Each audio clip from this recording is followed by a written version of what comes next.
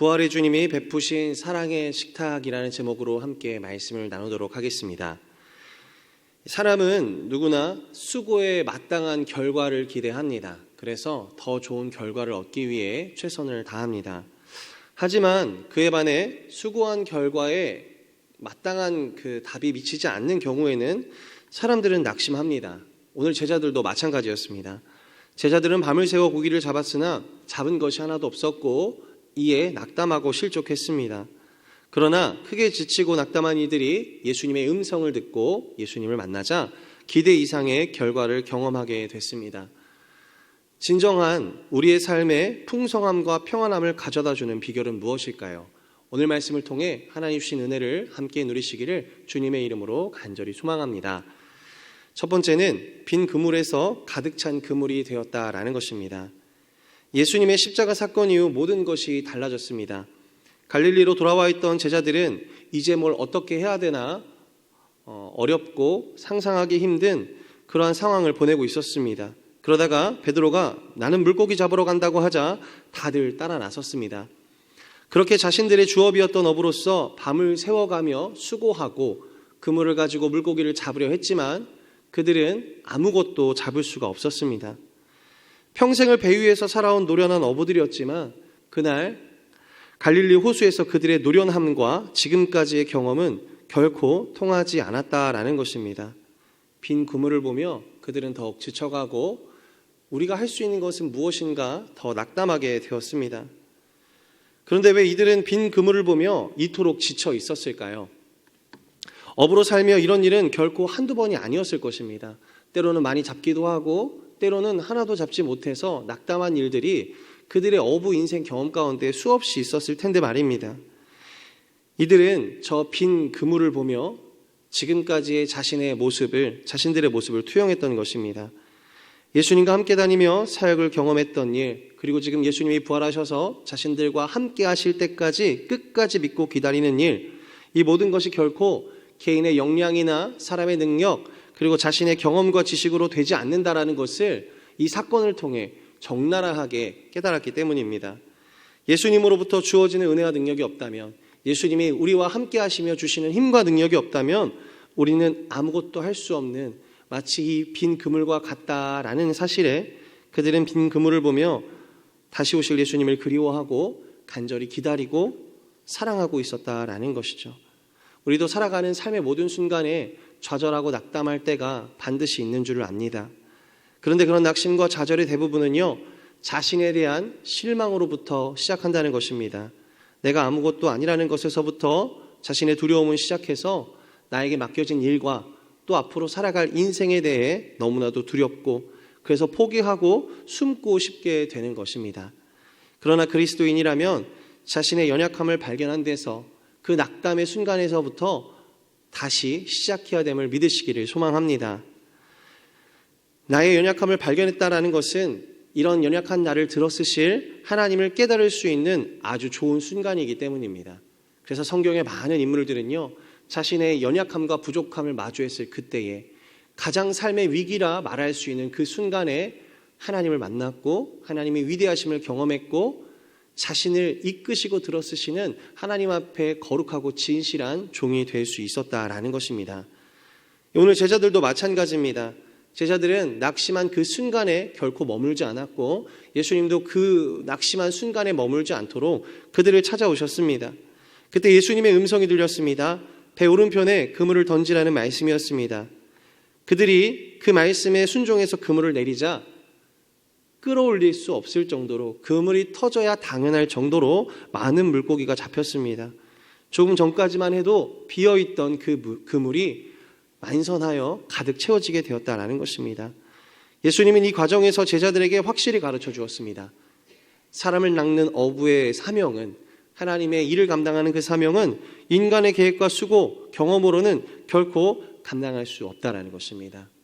다시 말하면 제자들은 부활하신 예수님과 동행하며 그분의 말씀에 순종하고 그분의 뜻을 따를 때 하나님의 은혜로 말미암아 수고에 합당한 열매를 맺고 우리가 능히 감당할 수 없는 일들을 감당하게 된다라는 것을 이 사건을 통해 분명하게 깨달았다라는 것입니다. 우리는 영적으로 각성하시길 주님의 이름으로 간절히 소망합니다. 모든 일에 육적으로 생각하는 것이 아니라 내가 무엇을 할 수 있을까부터 생각하는 것이 아니라 이 순간 내가 하나님 앞에 무엇을 해야 되는지 하나님을 먼저 찾으시고 하나님이 이 순간 찾아오셔서 내가 하나님을 만나서 이 모든 것들을 해결할 수 있게 하여 주시옵소서 기도할 수 있기를 간절히 소망합니다. 베드로를 포함한 제자들이요 부르심을 받기 전에 하던 생업, 그러니까 오늘 하고 있는 이 물고기를 잡고 있는 일을 하게 된 것은요 결코 예수님이 자신들을 버리고 떠나갔다라는 그런 두려움과 낭망함에서 한 것은 아닙니다. 요한복음 20장 21절에서 23절 말씀을 보면 그들은 예수님을 다시 만났고 예수님이 말씀하신 성령을 받으라 하신 데서 그들은 이미 성령을 받았습니다.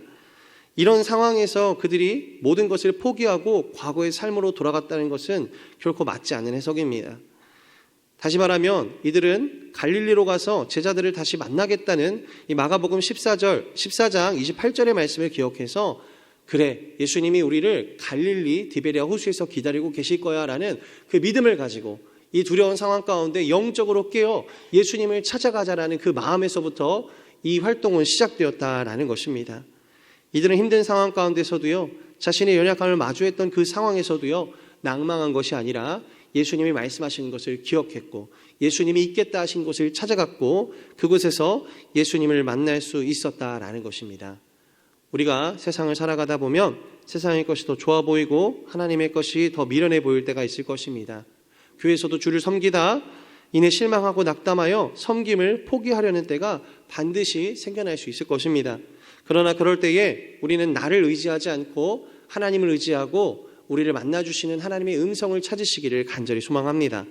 그럴 때 하나님은 우리에게 말씀하실 것이고 우리가 믿음으로 순종할 때 이 빈 그물을 만선의 그물로 가득 채워주신 것처럼 우리의 삶 가운데 하나님이 역사하시고 채우시는 놀라운 은혜가 있는 줄을 믿으시고 순종하시기를 주님의 이름으로 간절히 소망합니다. 두 번째는 격려하시는 예수님입니다. 오늘 말씀을 보니까 예수님께서는 그들을 빈 그물을 만선의 그물로 채우시고 하나님의 능력으로 된다는 것을 그들에게 분명하게 가르쳐 주셨습니다. 그리고 그들을 부르시고 그들에게 숯불로 생선과 떡을 요리하며 그들을 기다리시고 부르셨습니다. 그리고 예수님은 그들을 위해 조반을 준비해 주시고 친히 먹을 수 있도록 함께 해주셨습니다. 예수님은 밤새 수고한 제자들의 육신을 보양하고 덮이셨으며 육신으로 지친 그들의 몸을 위로하시고 또 영적으로 재충전할 수 있도록 그들의 마음을 그리고 그들의 영혼을 보살펴 주셨다라는 것입니다. 왜 그러냐 하면 이제 예수님께서 승천하신 그 이후에는 제자들이 앞으로 어떤 사명을 감당해야 될지 얼마나 큰 일들이 그들에게 닥쳐올지를 예수님은 이미 알고 계셨기 때문입니다. 그래서 그들과 함께 할 것이라는 위로와 회복과 격려의 시간을 예수님이 함께 보내신 것입니다. 이 모습은 동일한 사명을 받고 동일한 성령을 부여받은 우리 현대 그리스도인들에게도 엄청난 위로와 큰 힘이 되는 것입니다. 오늘 말씀을 보니까 예수님께서는 조반을 나누셨다라고 말씀하십니다. 쉽게 말하면 식사를 하루에 아침이라는 한 끼를 함께 하신 것입니다. 이것은 무엇입니까? 오늘을 살아갈 만큼의 힘을 주셨다라는 것입니다. 되게 어려서부터 들을 때 아내가 집을 비우고 멀리 가게 되면 뼈국을 끓이고 간다고 합니다.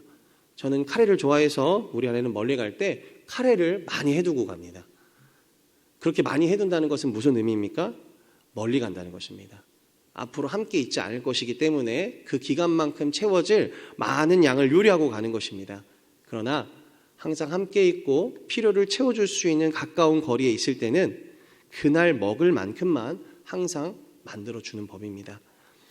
예수님께서 이들에게 앞으로 감당할 만큼의 무한한 힘과 능력을 주시는 것이 아니라 조반이라는 식사로서 하루만큼의 위로와 힘을 주신다라는 것은 큰 의미가 있는 것입니다. 결코 내가 너희들과 떨어지거나 멀리 가거나 내가 없는 동안 너희가 버텨야 할 만큼의 은혜를 주지 않는다. 항상 함께 있을 것이라 약속하신다라는 것입니다. 그들은 아침을 먹으며 오늘 챙겨주신 이 조반의 식사와 같이 항상 예수님이 우리와 함께 계시고 물론 육신의 양식은 채워주실 수 없어도 항상 우리와 함께 계셔서 영의 양식을 채워주시고 마음을 지키시며 붙드실 것이라는 그 약속의 말씀을 믿고 큰 위로를 받은 것입니다. 매일 오늘과 같이 항상 옆에서 동행하시며 먹이시고 채우시며 해낼 수 있도록 돕겠다라는 그 말씀에 더욱 큰 힘을 받은 것입니다. 오늘도 예수님은 우리와 함께 하십니다. 오늘도 내 안에서 나를 이끄시고 내 옆에서 나를 도우시며 내 앞에서 우리의 모든 길을 예비하시고 인도하신다는 사실을, 항상 함께 한다는 사실을 믿으시기를 소망합니다. 그래서 우리는 오늘도 승리할 수 있습니다. 오늘도 살아갈 힘을 이 새벽 가운데에 우리의 삶 가운데에 채워주시기 때문입니다. 자신으로 인해 낙담만 하지 말고 빈 그물을 채우시는 하나님을 바라보며 하나님의 능력으로 체험받고 승리하는 은혜의 역사가 우리 모든 성도님들과 함께 하시기를 주님의 이름으로 간절히 소망합니다. 사랑과 은혜가 풍성하신 하나님 아버지 감사합니다. 오늘 말씀을 통해서 하나님을 바라보고 이 부족한 인간 가운데에 역사하시고 능력으로 채우시는 하나님을 간절히 소망합니다. 자신의 의와 자만과 교만으로 인해 낙담하는 사람들이 아니라 나의 연약함을 바라볼 때 하나님을 간절히 바라고 하나님을 만나고 하나님이 채워주시고 이끄시는 놀라 은혜와 역사를 경험할 수 있는 믿음의 성도들, 믿음의 영혼들 되게 하여 주시사 인간으로서 능히 할 수 없는 하나님의 놀라운 은혜의 역사를 경험하고 쓰임받을 수 있는 우리 모두 될 수 있도록 주님 역사해 주시고 축복하여 주시고 함께하여 주시옵소서. 예수님의 이름으로 감사하며 믿음으로 기도드립니다. 아멘.